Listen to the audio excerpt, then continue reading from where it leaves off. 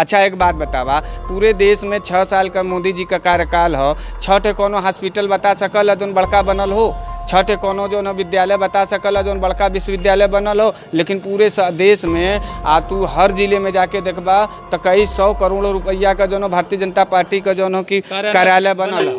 बात के समझा, हम गलत ना कहतिला कि जो कि हमके लगबा जो कि सही देखा हमार जोन प्रधानमंत्री जी अमन काम करे बदे ना अमन, हमार प्रधानमंत्री जी भौकाल देवे बदे अमन। बात के समझा तू।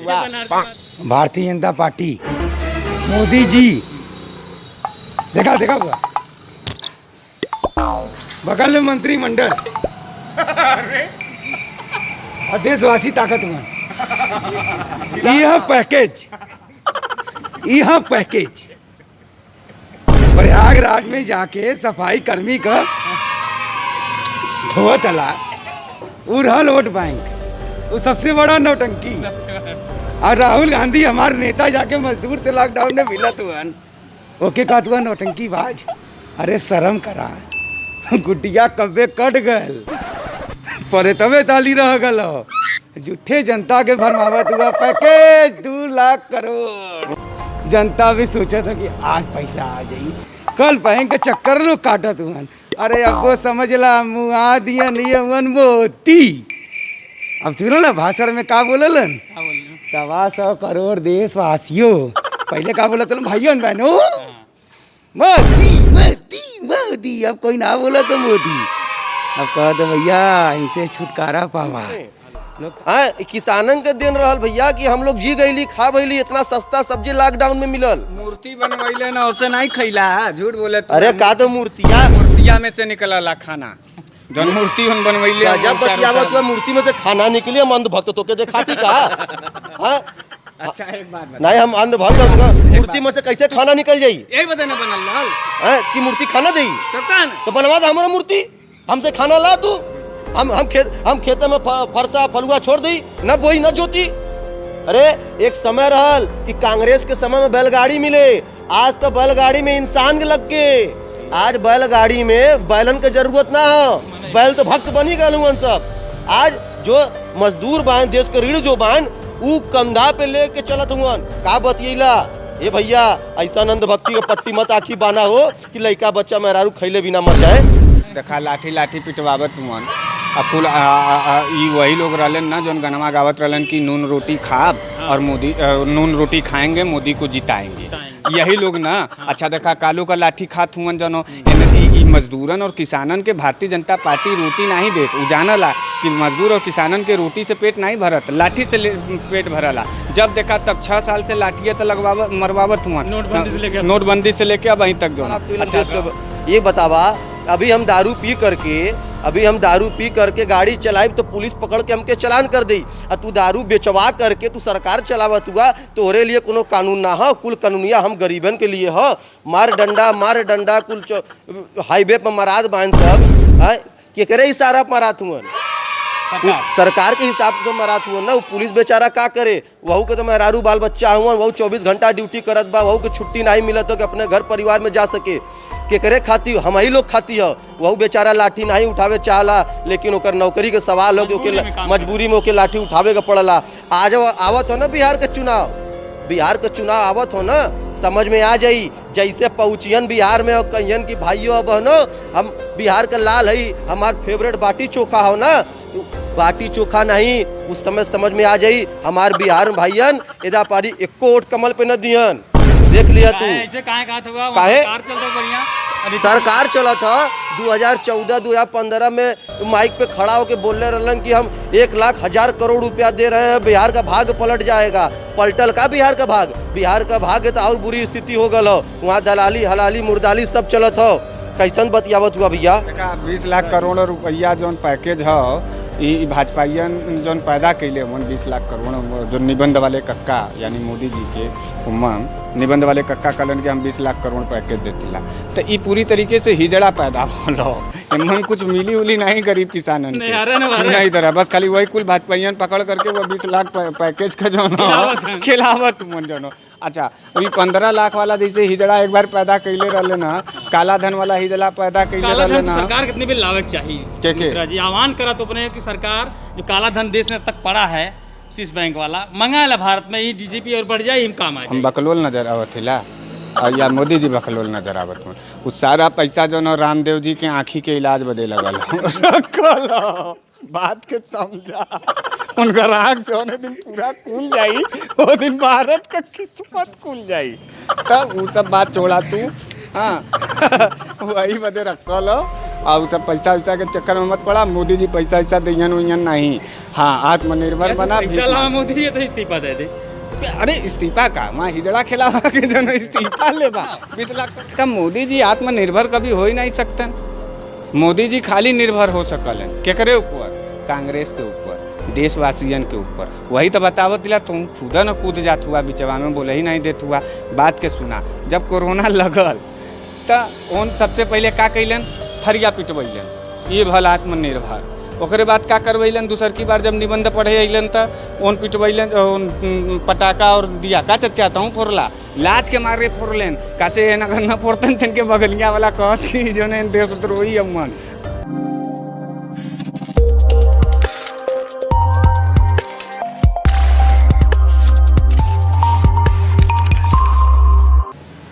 दोस्तों नमस्कार, मैं हूं ब्रजेंद्र यादव। आज हम एक ऐसी शख्स के साथ खड़े, हरीश मिश्रा जी हैं, लेकिन आज हमारा अंदाज कुछ अलग रहेगा। बनारसी भाषा रहेगी, बनारस के सांसद की बात करेंगे हम लोग और देश के प्रधानमंत्री नरेंद्र मोदी उनकी बात करेंगे, लेकिन हमारी भाषा रहेगी यंगिस्तान न्यूज़ के लिए बनारस वाले मिश्रा जी के साथ में रहेगी, बात करेंगे। देखिए क्या कहा था मिश्रा जी, बतावा बनारस के सांसद मोदी जी कहे आत्मनिर्भर रहे खातिर कैसे रह जाएगी? वैसे ही रहे कि जैसे चौकीदार बने के रहल चौकीदार बनला है जो न, तब पूरा तुरंत पाकिस्तान से आकर के 46 मिला के मुआ नहीं लेन और मर गईलन सब जो न। वैसे ही आत्मनिर्भर बना के जैसे जो न नोटबंदिया में जो न हजारों मिला लाइनिया में लग करके मर गईलन, वैसे ही आत्मनिर्भर बना के हो।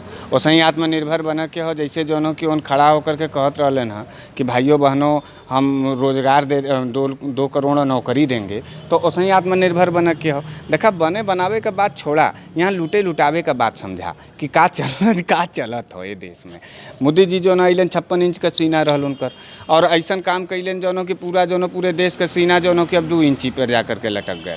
तब मामला समझे के कोशिश करा, देश के बढ़ावे के हो, बढ़े चाहे ना बढ़े, भारतीय जनता पार्टी बढ़े के चाहिए।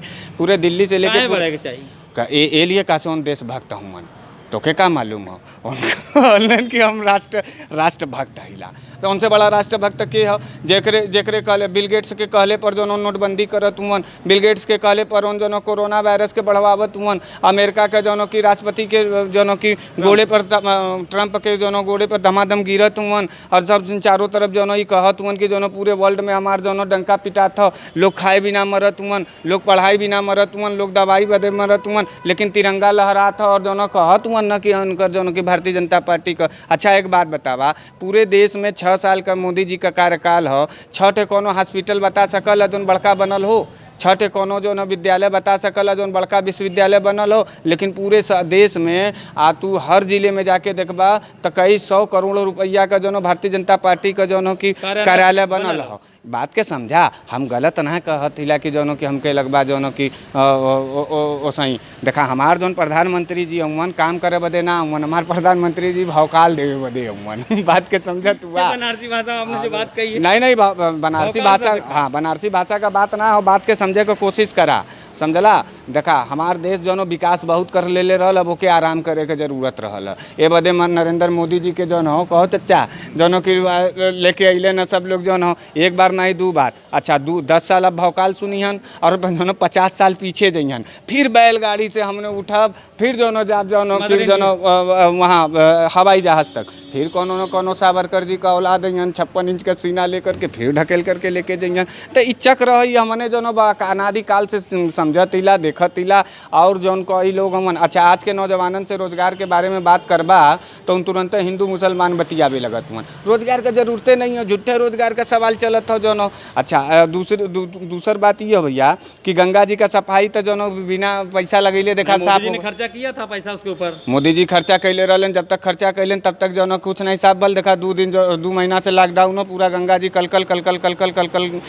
चमकत हैं। तो बात समझे के कोशिश करल करा। हम लोगों को भौकाल सुन के रहल, किसानन का देखत हुआ दुगनी आय पिछले 6 साल से होत हो, लोट पोट गल हुआ। पूरा भारतीय जनता पार्टी छाती पीटत हो कि कोई किसान दुगना आमदनी हो गल और मार दुगना जो आत्महत्या होत हो। नौजवानन का रोजगार रोजी के बदे कोनो व्यवस्था नहीं हो। पूरे सरकारी कर्मचारियन का जो कि कोरोना के नाम पर जो उन्होंने कभी से आधा जो कि वेतनवा काटत हुआ। अच्छा, और सबसे बड़ी बात समझा, कोरोना जब से आयल थरिया लोटा पिटवैले देखा। हमने के नौटंकी करक बड़ा शौक हो। हमने ना जैसे कि बाप दादा जब पुरनका स्टाइल में जब गांव गिराव में जो न कि नौटंकी लगे तो लोग दौड़ जाएं, तो ऐसे ही जैसे ही नरेंद्र मोदी जी आवल लेन उनके हमने जो न बनारस में जो न निबंध वाले कक्का जी के नाम से जानीला। उन जब भी टीवी पे आवल आधा घंटा का निबंध पढ़ल कोनो भी विषय पर आधा घंटा निबंध पढ़ियन और ओकरे बाद फिर जो चल जइयन। ओकरे बाद जो उनकर जो न भक्त लोग हमन जैसे जो कार्यकर्ता लोग हमन जो तो कार्यकर्ता लोग छाती पीटे लगल जो तो देखा। अब वहीं कोरोना से पहले का बात के समझा कि देश में होत का हो, मोदी जी कितना बड़ा काम करत हुआ। पहले जैसा आपका जो संदेश बना, हमारी भाषा है, मातृभाषा की बात का, आत्मनिर्भर की बात करते हैं, तो देश अगले जो चुनाव आए की बार का मोदी जी आत्मनिर्भर होकर लड़ लेंगे चुनाव। का मोदी जी आत्मनिर्भर कभी हो ही नहीं सकते। मोदी जी खाली निर्भर हो सकलन केकरे ऊपर? कांग्रेस के ऊपर, देशवासियन के ऊपर। वही तो बतावत दिला, तुम खुदा न कूद जात हुआ बिचवा में, बोले ही नहीं देत हुआ। बात के सुना, जब कोरोना लगल तो उन सबसे पहले का कैलन? थरिया पिटवैलन, ये भल आत्मनिर्भर। ओकरे बाद का करवैलन? दूसर की बार जब निबंध पढ़े अलन तो उन पिटवैलन, पटाखा और दिया का चाहता हूँ फोड़ला, लाज के मारे फोड़लन। कैसे अगर न फोड़तन तन के बगलिया वाला कहत कि जो ने देशद्रोही अमन कुल मिला पाकिस्तानी बन के वजह से, जहाँ जेकरे घरे के बगल में मट्टी पड़ल लाश पड़ल वहू लाज के मारे दिया जरीले कि जो कि कहीं ऐसा ना हो कि हमके पाकिस्तानी न बता देवल जाए। तो ई माहौल चलत हो। ओकरे बाद जो पूरे देश के लोगन से पैसा दान में लेवल गल। हाँ, सुनले होबा। हाँ, केयर फंड तनी कौन बनैले रहल ना। हाँ, उससे पहले प्रधानमंत्री राहत कोष रहल पूरे देश के अंदर, ओके बंद करके नया वाला स्टार्ट कैलन। अच्छा, जितना भी योजना तू देखबा ना सब नए नाम पर चलत हो और नया जो लूट होत हो। तू पहले चंदा ले लेन, हाँ, चंदा का हिस्सादारी मांगे लगलन जनो सब लोग। तो उनका बिहार में उन्होंने कहा था कि चंदा के पैसा हिसाब देना चाहिए नहीं भाइयों बहनों, मोदी जी कहे थे बात। उन पूरे देशवा में कहलन पूरा बतिया। हम का तो से कहली तू प्रधानमंत्री कम भौकालबाज ज़्यादा चुन ले हुआ, तो बतिया पहले समझा। हाँ, उन जो कि कश्मीर का बात कर लगियन। अब यहाँ तू जो ना देश में जो समस्या का बात करे लगबा, तो सही उन जो कि कश्मीर, हिंदू मुसलमान, पाकिस्तान, नेहरू और राजीव और सोनिया और प्रियंका और राहुल, बस इतने में उनकर ब्रह्मांड पूरा सिमट गल हो। अखा डायलॉग तो भाई साहब हिंदी पिक्चर फिल्म के जो बड़का हीरोइन देवल ना, उन्होंने लजा जात मन मोदी जी के सामने खड़ा होकर के जौने समय उन जो निबंध पढ़ा चालू करलेन। हाँ, अभी देखा आत्मनिर्भर चौकीदार बन करके 3 साल तक तू टहरला है कि नहीं टहरला? और शौचालय बनवैले पर जो मुकुट पहन के टहरला है कि नहीं टहरला है? गरीबन के भी हाथ झाड़ू मारे वाले हाथ पे सबकर भैया सब एकदम चौकीदार बनल। अब देखा आत्मनिर्भर बनबा। देखा हमार प्रधानमंत्री जी के समझा कितना उत्कृष्ट प्रधानमंत्री तू कैले हुआ। चुनाव के समय में जो सफाई कर्मियन का गोड़ छू करके चरणामृत पी जात हुआ, और वही गोड़वा से चच्चा देखत हुआ ना पूरा चारों तरफ पूरा हाईवे भरल हो, कुल मजदूर सजदूर आवत हुआ, मरत हुआ, कटत हुआ। कोनो भारतीय जनता पार्टी का नेता के तू देखला है? अब यहाँ जो कांवरिया अगर निकल जाए सावन के समय में तो वहाँ जो कि फूल बरसावे लगियन, लेकिन जो कि कुल मजदूरन के छोड़ले हुआ। तो ये लोग मजदूरन बदे काम ना करल रहलन। ये लोग अडानी अंबानी और बड़का बड़का जो विदेशी कंपनी है ओकरे बदे पूरे देश के अंदर जो मजदूरन का कानून ख़त्म हो गल। मालूम है कि नहीं मालूम है? तो ये कैसा बदे है पूरे देश में कोनो एक किसानन का। अच्छा, सबसे बड़ी बात ही पैसों नहीं रहल, लेकिन अब यहाँ एक हफ्ता पहले आके कहलन कि जो कि हम 20 लाख करोड़ रुपया देते ला। सुनना नहीं मालूम हो कि कितना सुनना लगी 20 लाख करोड़ रुपया में। अच्छा, वो कहाँ जात हो? वो आवत हो हमने के लगे जो एकदम डायरेक्ट उन कहत उन के हमने के लगे आवत हो। और अब सबके लगे आ गलो। अब सब लोग जो ना हेलीकॉप्टर से टहरे लगी, सबकर जूता चप्पल जितना नंगा रहल ना जो ना अपने से आत्मनिर्भर मतलब का खरीदे लायक न रहा, अपने से जूता बनैबा, आत्मनिर्भर मतलब का अपने से कपड़ा माने कपड़ा खरीदबा और सिलबा नहीं, हाथे हाथे सिलबा। आत्मनिर्भर का मतलब जो कि अब घड़ी वड़ी के खरीदे के जरूरत नहीं है, सूरज देवता के देख करके 3 पहर देख ला जो वो पुराना आदि मानव वाला हो जो व्यवस्था। तो सब लोग आत्मनिर्भर बनत हो जो आत्मनिर्भर का अपने लड़कन के खाना मत दा, पहले अपने खा। आत्मनिर्भर का जब बाहू मर जाए दवाई बदे उनके बदे मत सोचा, अपने दवाई बदे सोचा। आत्मनिर्भर मतलब ही ना होला। ये तो कांग्रेसियन रहलन कि अस्पताल सस्पताल विद्यालय विद्यालय सब बना देले रहलन और कहानी चलत रहल। तो ई बनारस अपन बात पूरा कहला। बनारस कहीं केहू से डरे टोरत नहीं जो बनारस के जैसे बतियबा वैसे बतियावल जाई जो। और अंधभक्त लोग जो मन इन्होंने से कोनो बात सीधे पूछ दे तो लगत मन गरियाबे। तो हमनो एकदम कसम खा ले हिला कि इतना सवाल पूछब कि उन्होंने 24 घंटा गरियौता रहियन। माने सुतियन तो गाड़ी निकले लगी, उठियन तो गाड़ी निकले लगी, दुकान पर जइयन तो गाड़ी निकले लगी। इतना हमने गरीबा नाइब कि केहू के पता तक न चली। और पूरे देश के अंदर भौकाल वाले बाबा जी, एक हमारे प्रदेश में अमन जानो की धमकी वाले बाबा जी मुख्यमंत्री, उनकर कोनो भी बतिया तू आज तक प्रेस कॉन्फ्रेंस देख ले हुआ कभी भी प्रेम जोन से बतियावत तो उनके न देख धमकी और लाठिया के बात करियन जो हो। तो ऐसा ही हो, यही है बनारस, यही है भारत। चला देखा ये बताओ बना और आ गया हुआ तू का कहा चाहता प्रधानमंत्री बनारस मोदी जो बोल कर रहे हैं इतनी भी पूरा लेबर सब बेचारे पैदल जाते हुए तो पुराना मनई है तो कैसे बतेबे ये बात कहबे अपन? देखिए मोदी जी जो आत्मनिर्भर बना रहे हैं, कैसे बनाओ? आज देश में देखिए मजदूरों की हालत, पाँव में छाले पड़ गए हैं और नमक डालने का काम कर रहे हैं छाले पर। और किसान एकदम बेहाली और सब्जियों की हालत, उनकी पैदावार की हालत, मंडियों की हालत एकदम नेस्ता नाबूद हो गई है। बनारसी ना हुआ किसान अपने ही उत्पादन ठेठ में बोला जो अपन भाषा हाव जमन मोदी जी समझा लेन अमन बोला। अरे भैया मोदी जी कैसन कैसन जुमला और कैसन कैसन सब जवाब दिखावत मन। ये तो तीनों आदमी देश का खूब भली बात समझत हो, किसान मजदूर और नौजवान। जैसे देश का रीढ़ हो, हाँ यही से समाज का दुनिया तो मोदी जी जो 20 लाख करोड़ रुपया दहले हुए पूरे भारत के, तो कैसे बटात बा अच्छा खासा बा राम राज्य होए वाला बा? अरे ये तो शब्दन में और संख्या के बल पर न दिले हुए, मार सुनना लगा के आम गरीब तो आज तक हाथ में पैसा अबे नहीं कर हैं। राशन के नाम पर तब देवल गए जब भूख चरम सीमा पर हो गए।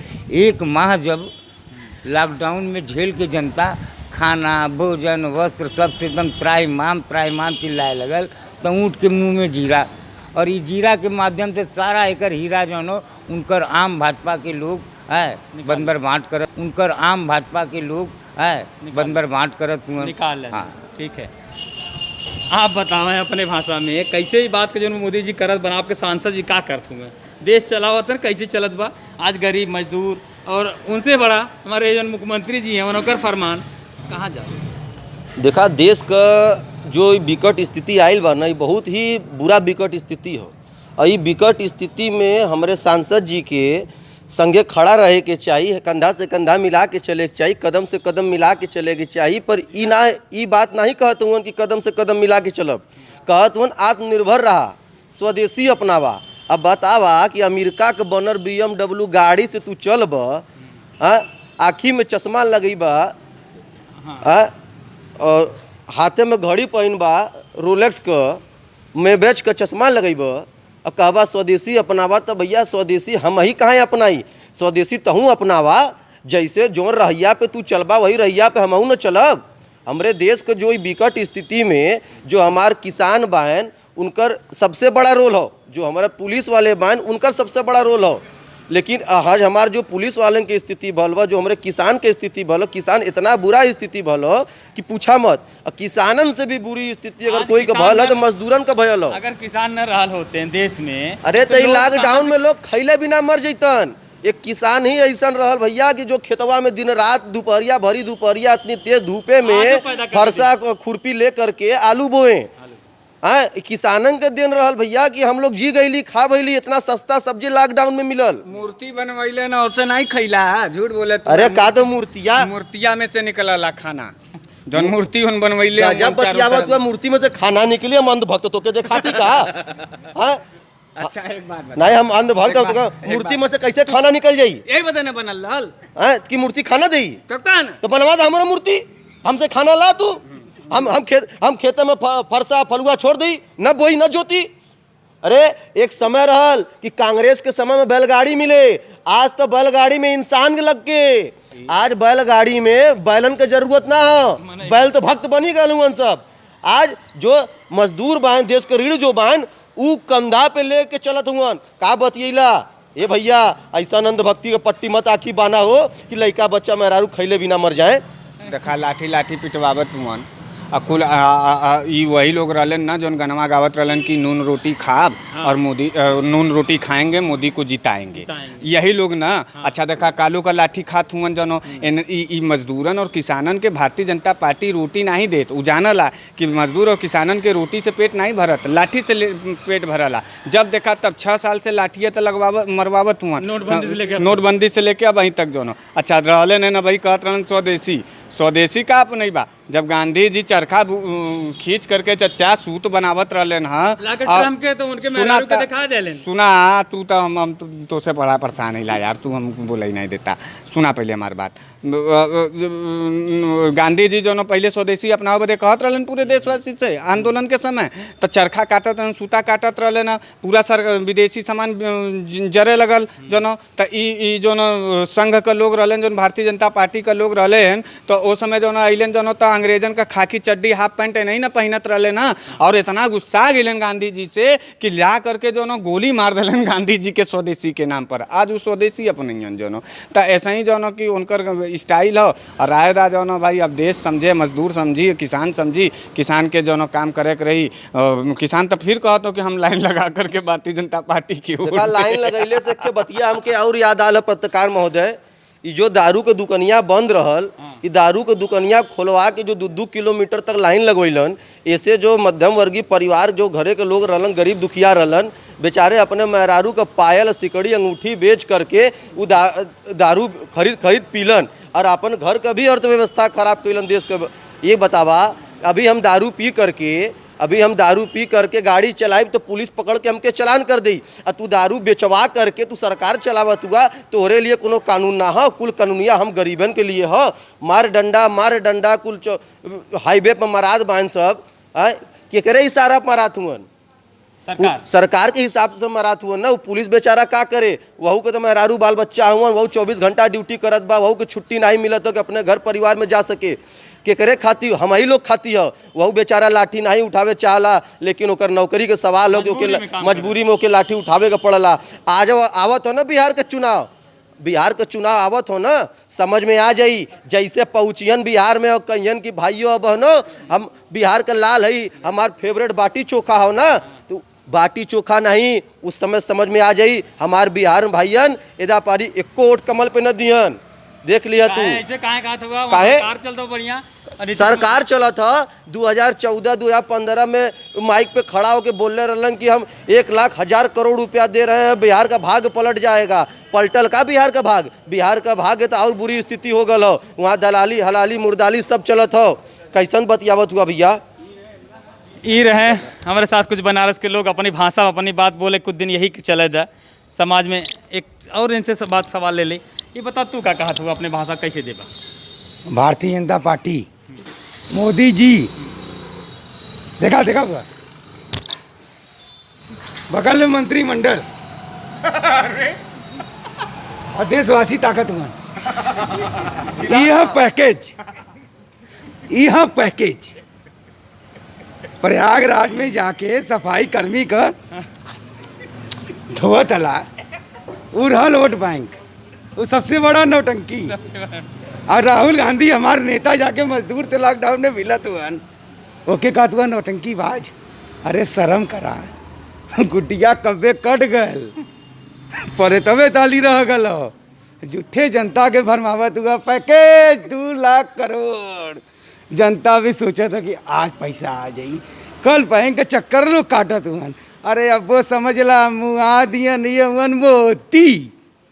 अब सुनो ना भाषण में का बोललन, 125 करोड़ देशवासियों। पहले का बोला था भाइयों बहनों, मोदी मोदी मोदी। अब कोई ना बोला तो मोदी। अब कह दो भैया इनसे छुटकारा पावा। लोग कांग्रेस के याद करत हुए, भूल जा भैया मोदी जी जा, अब तो छोड़ दा मन के, नमक रोटी खा ले। वही तरह मैं याद हो कि हमारी माई तन्नी बुड़ कर रही ना, तो रोटी में नमक अनून लगा के देते हम लोग खा लेते। तू तो बहुत नसीब ना ही देला, कुछ दिन जैम खियला, वो छीलेला के रोटी भी साला बेसिंग में धो के रोटी मजदूर खाते हो। अरे दुर्भाग्य है मोदी जी। तो मोदी जी अब जाए वाला है का? बिल्कुल, के कहा पे जाए खाती? 2024 में ये चीज़ को गठिया ले मोदी जी कि 2024 में इनका जाना ही जाना है। मजदूर अभी घर पहुंच जाए। इस्तीफा कैसे मांगे बनारसी भाषा में? हम इस्तीफा ना मांगती कैसे भाई? आप मिश्रा जी आप बताइए कैसे मांगे? देखा 20 लाख करोड़ रुपया जौन पैकेज है, ई भाजपाइयन जौन पैदा कैले मन 20 लाख करोड़, जो निबंध वाले कक्का यानी मोदी जी के उमन निबंध वाले कक्का कहलन कि हम 20 लाख करोड़ पैकेज देथिला। तो ई पूरी तरीके से हिजड़ा पैदा भलो, एमन कुछ मिली उली नहीं गरीब किसानन के नहीं तरह, बस खाली वही कुल भाजपाइयन पकड़ करके वो 20 लाख पैकेज का जो ना खिलावत मन जो।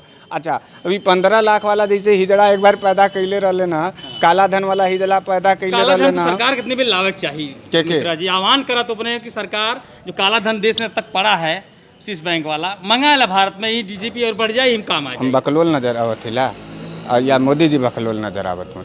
उस सारा पैसा जो ना रामदेव जी के आँखी के इलाज बदे लगल बात के समझा, उनका राग जो दिन पूरा खुल जाई, वो दिन भारत का किस्मत खुल जाई।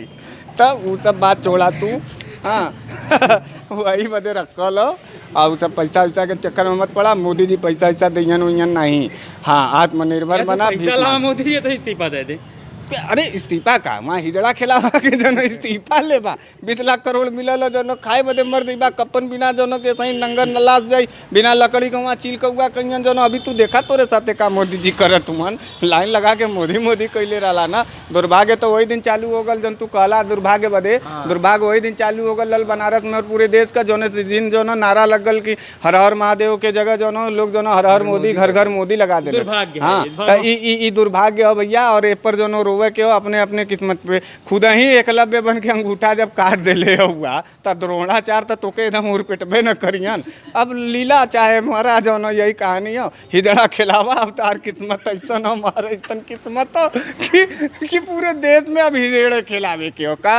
तब भैया 20 लाख करोड़ का हिजड़ा पैदा हो गल भाजपा में। अच्छा जौन मोदी जी जो न अपने मेहरारू का पेट ना भर पैले मने का पेट भरे जातू हमनों देखा जो न अनरा गल लली पगला गल लली, जहाँ देखा तहाँ मोदी जी के पीछे पीछे दौलत रही है। जो मोदी जी जो कि जो सबके लेकर के गईलन, मूर्ति सूर्ति बनवा दिलन। चाय अब वही उनकर इतना बड़ा निबंध बकिए, अब वही चाय का निबंध सुनला, फिर ओकरे बाद भीख मांगे का उनकर निबंध सुनला, फिर उनकर माई के जो लाइन में लगवा करके निबंध सुनला। निबंध सुना उन जब भी अइयन तो तुरंत एक निबंध पढ़ियन और तू लोग सुनबा, ओकरे बाद छाती पीट करके खड़ा रहा और हिजड़ा खिलावा। यही तो हिरालन बनारस वाले मिश्रा जी अपने बेबाकी अंदाज में, बेबाक भाषा में बनारसी अंदाज दिए कि भाई कुछ लोगों की बात थी कि हमारे जो हिंदी भाषी लोग हैं, अवधी भाषा, बनारसी भाषा है और मैथिली भाषा, इस सब भाषाओं को मिला के सार बनारस का है। तो उसी को लेकर आज चर्चा